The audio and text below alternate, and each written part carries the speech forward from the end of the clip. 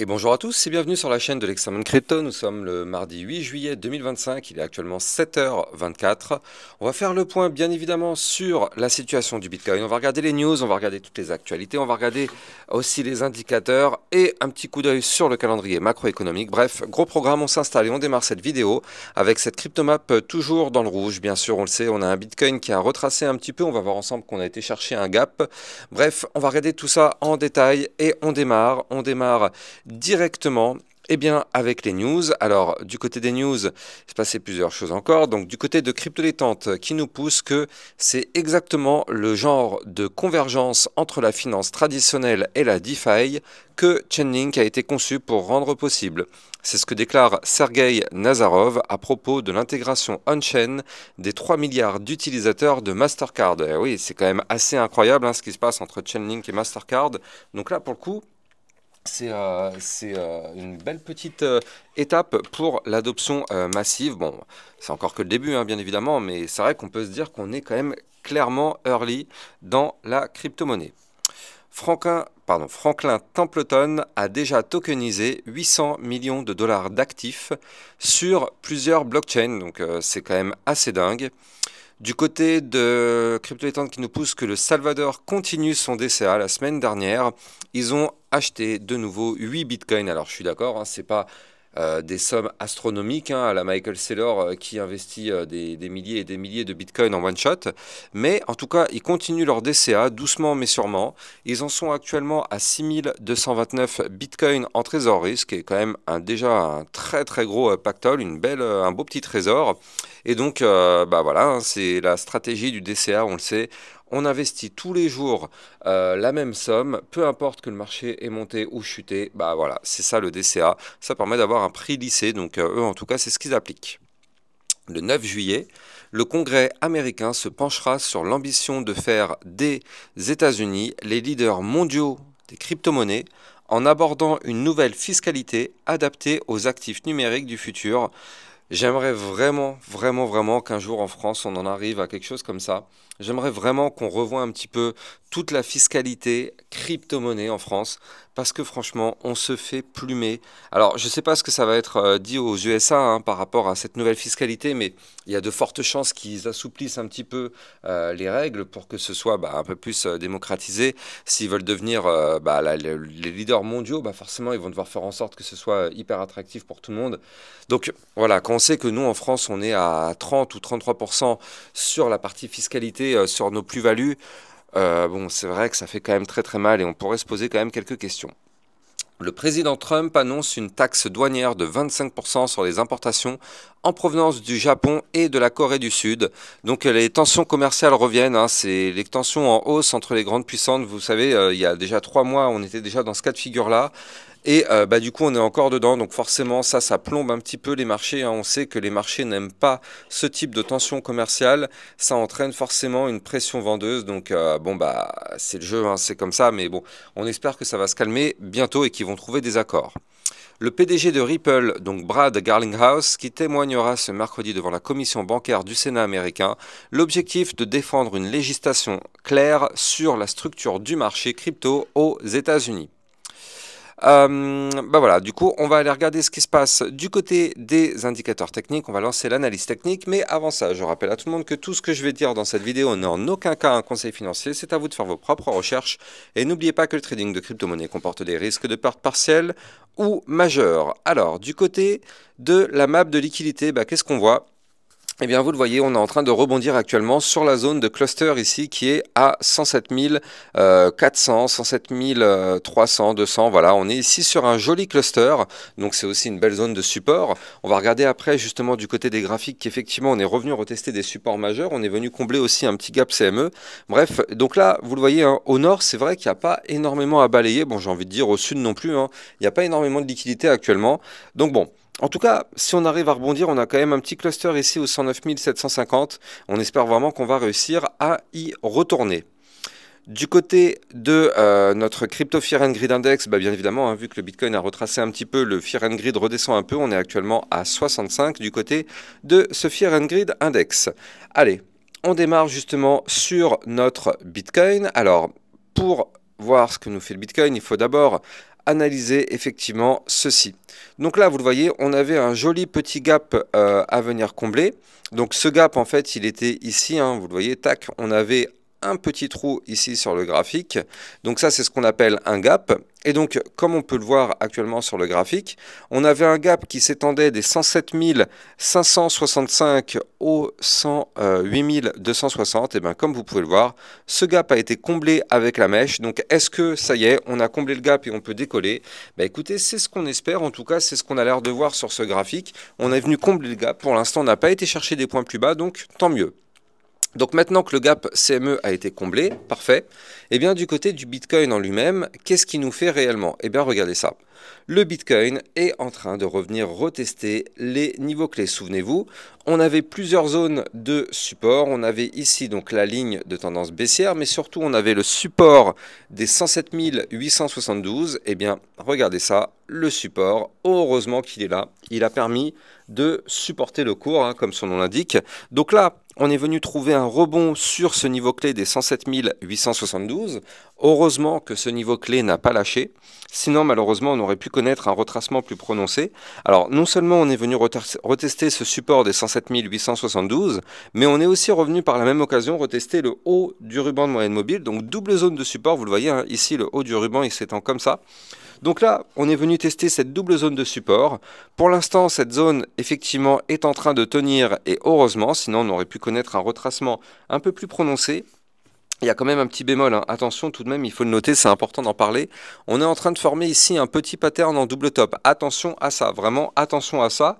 Pour l'instant, on est au-dessus du support, pas d'inquiétude. Donc, je rappelle, les 107 872 $ ne doivent absolument pas lâcher.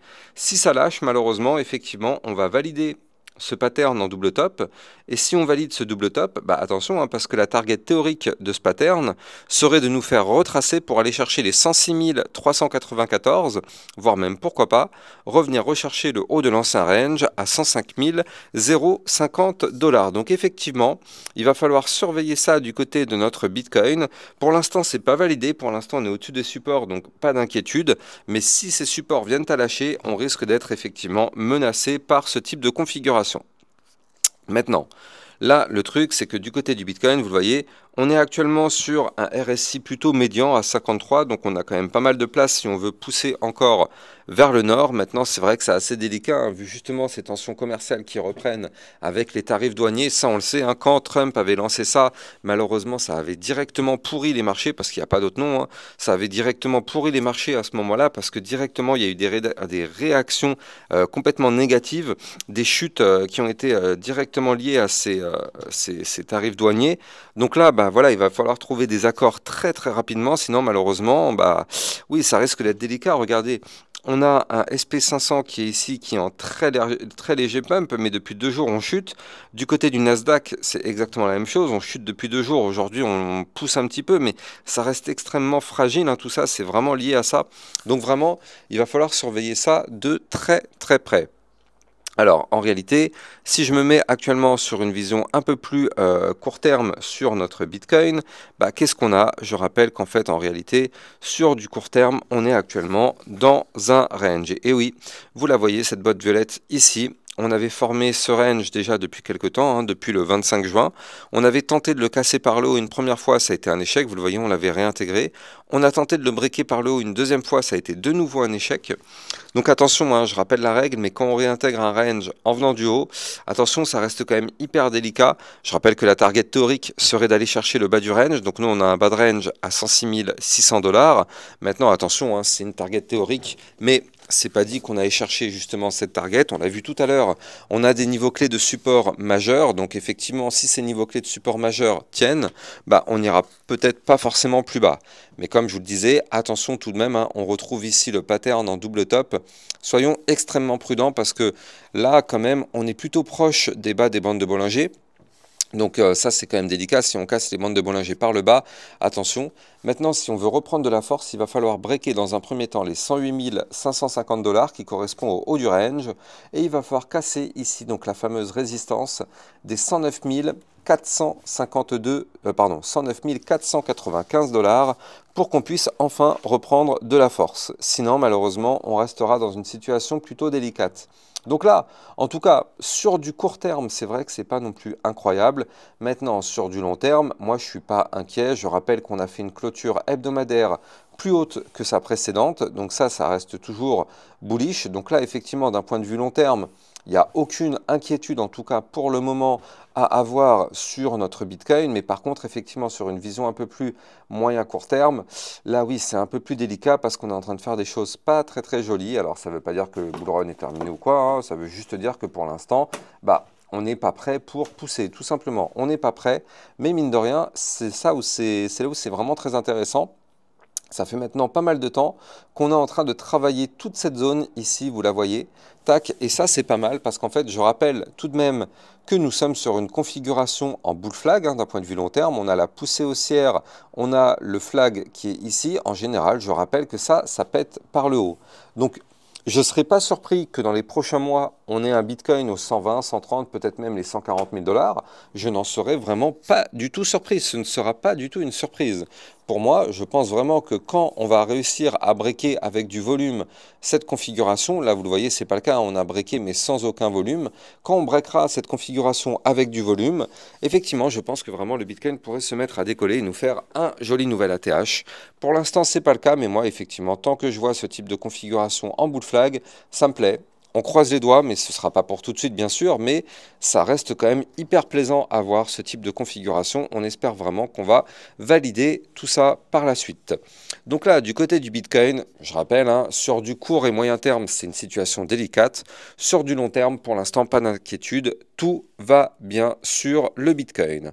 Alors, on jette un coup d'œil sur l'Ethereum parce que forcément il a dû être impacté hier. Et oui, bien sûr, vous le voyez, l'Ethereum qui a été impacté bien sûr par le retracement du Bitcoin. C'est tout à fait normal. Dès que le Bitcoin se met à retracer, toutes les cryptos retracent avec lui. Et là, ce qui est intéressant, c'est que, regardez ça. D'un point de vue un peu moyen long terme, on a ici donc toujours ces bandes de Bollinger qui commencent à se resserrer très sérieusement. Et ça on aime, ça on aime. Je rappelle la règle, plus ces bandes de Bollinger sont resserrées, plus bien sûr on aura un mouvement volatile. Alors attention, quand je parle de mouvement volatile, ça ne veut pas dire que ça va monter. Ça ne veut pas dire non plus que ça va chuter. Je suis juste en train de dire qu'on est en train de préparer un mouvement qui sera puissant.